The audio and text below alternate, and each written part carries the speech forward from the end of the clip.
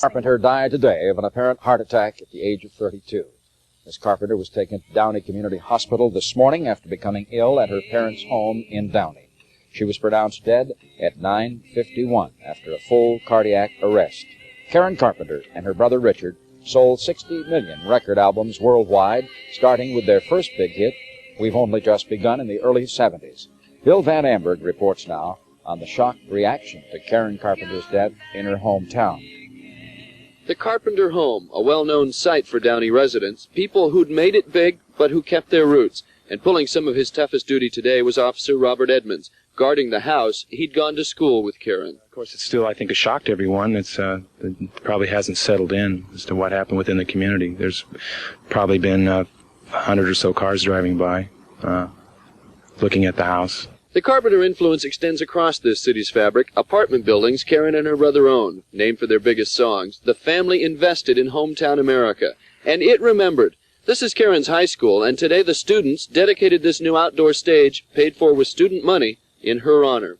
Graduating in 1967, people say this friendly singer and talented drummer was quiet, but knew where she was headed. Her band director remembers as well. I know that the family was a very close family, and a lot of times she'd just be with her brother all the time, going places just because they were, the ideal brother and sister situation. It was just one of those things where, brothers and sisters aren't supposed to get along. But they always did very well, and they never really forgot where they come from. And that's important. And even at the hospital today, people stopped to look in shock about their favorite family. But they were good people, and they've always helped Downey out as far as I know.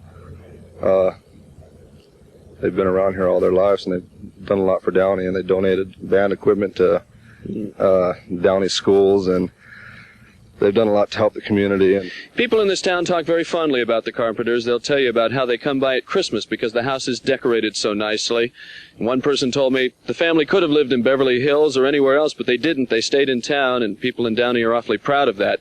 Famous as Karen Carpenter might have been in the music world, she'll probably be best remembered for that here in Downey. I'm Bill Van Amberg, Channel 7 Eyewitness News. Just as her friends are in shock in Downey, so are the many friends in the music world and the record community, too, in shock.